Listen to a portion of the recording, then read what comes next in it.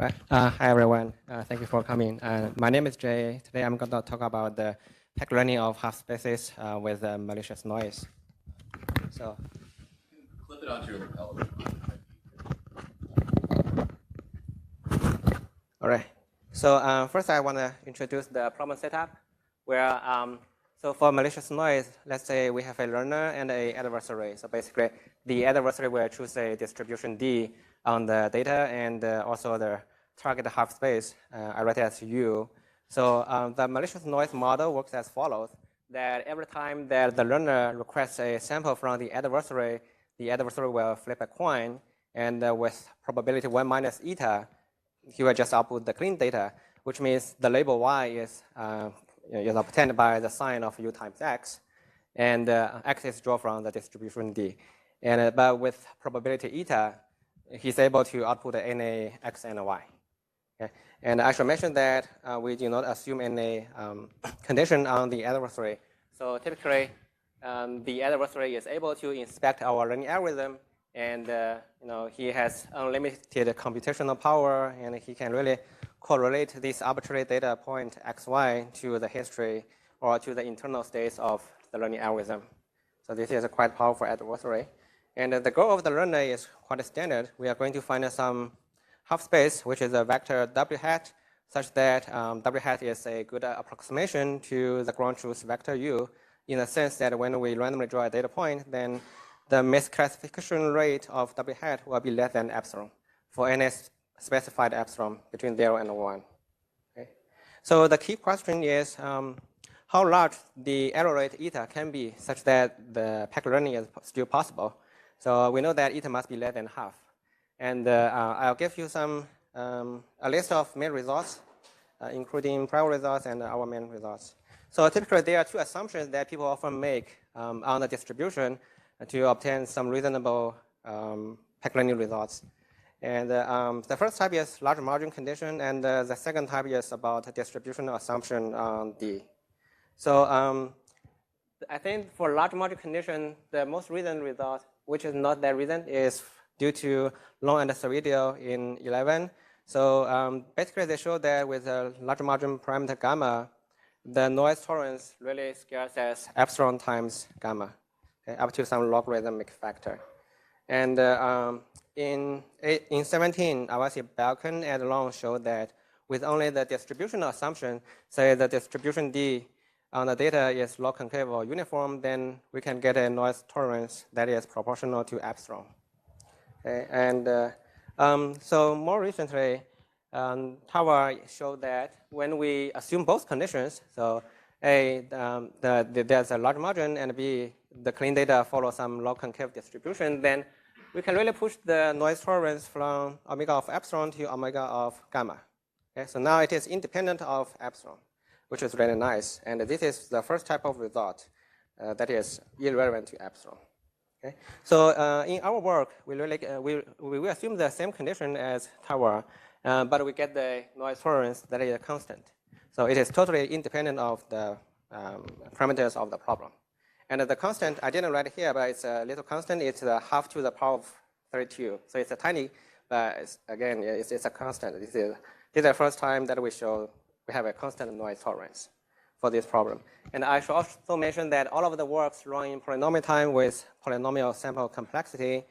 And so we work on the instance space that we assume all of the data lie in a unit ball, although indeed, we actually assume that the variance of the distribution is 1 over D. So almost surely they are something like lying on the unit ball.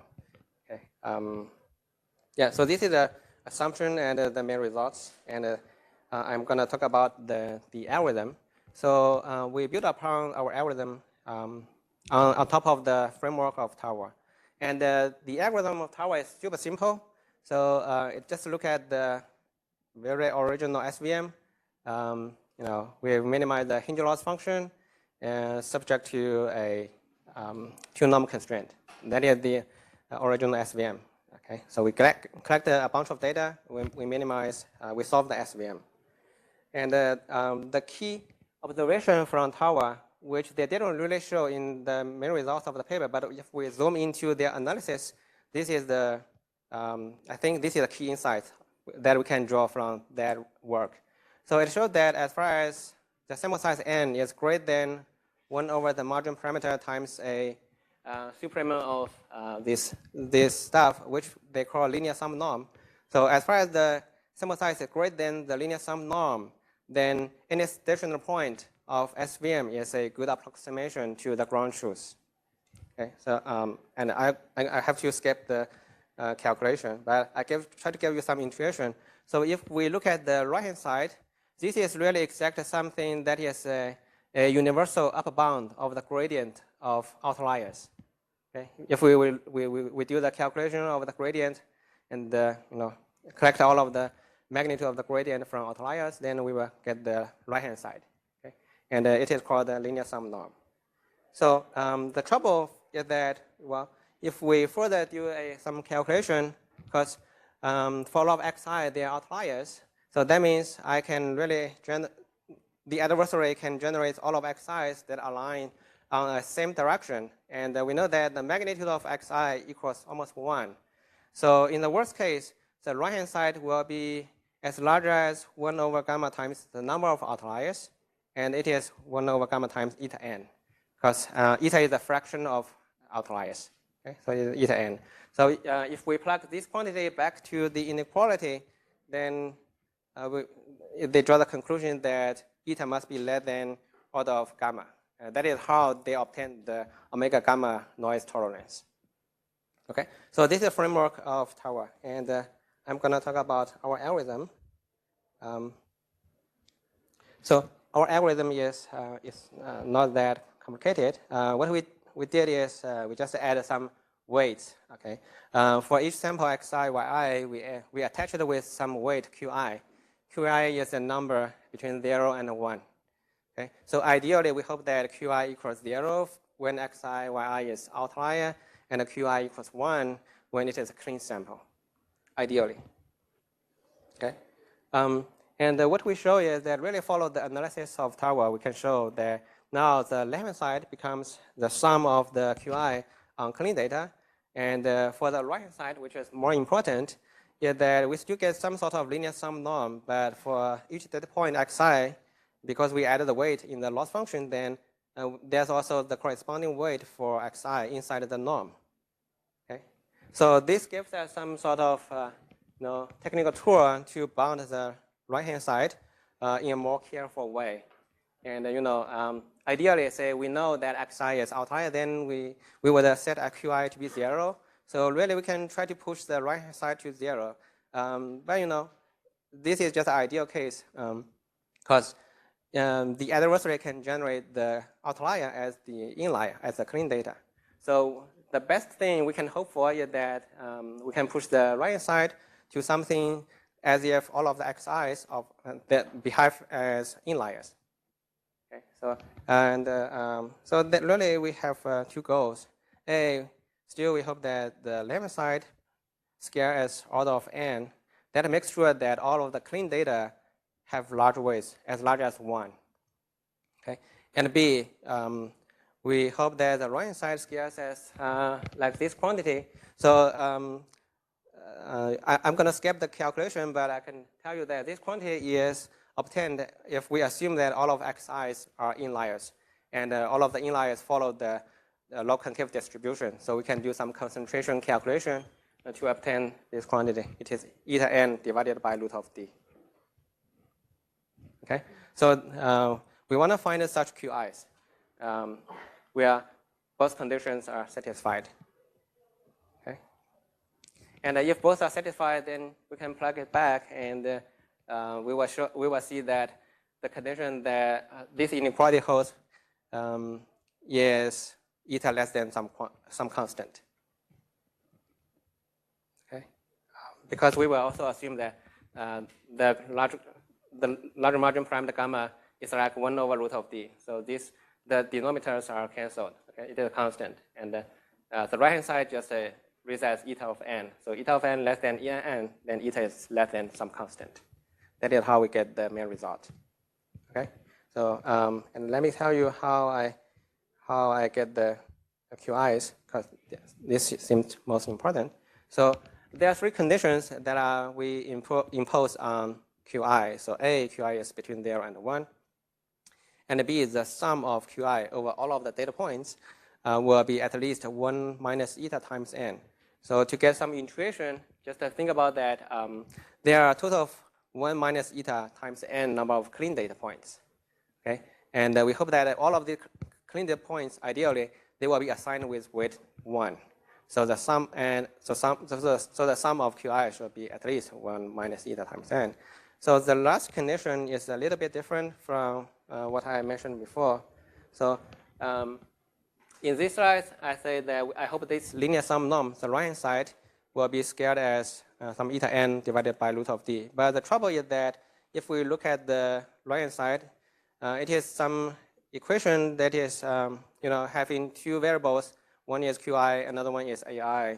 And it turns out to be not that straightforward to optimize the right-hand side over Qi and AI jointly.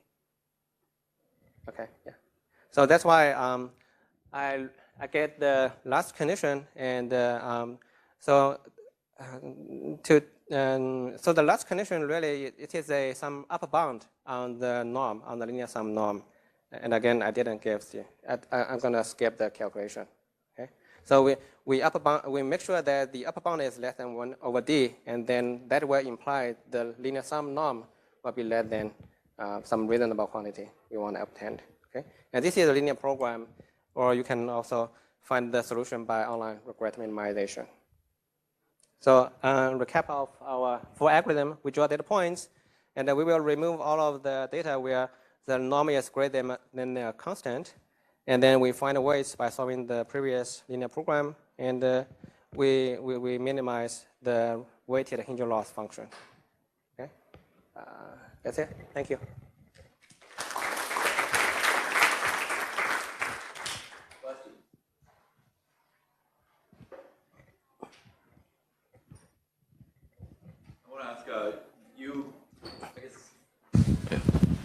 So yeah, nice result.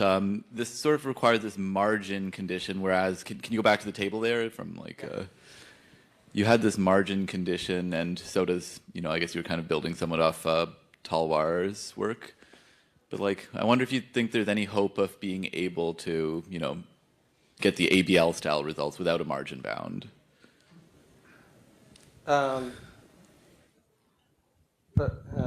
Well, okay. Sorry, I mean, your results require that there is a margin, right? Yeah. But Awasthi, Balk, and Long, they do not require margin, right? Like, do you think there's any hope for being able to remove that assumption from this style of work and be able to go beyond? With the margin, I guess, no. I think this will be hard because there's an information theoretical lower bound, not lower bound, upper bound of epsilon. I see. And the way that they obtain that upper bound is to consider half distribution, and they really push most of the data into a small mass. So we need the margin to separate in order to avoid that. Right, I see. And that's why they hit the omega of epsilon, because if there's no margin. Okay, that makes sense. Cool. Any other questions?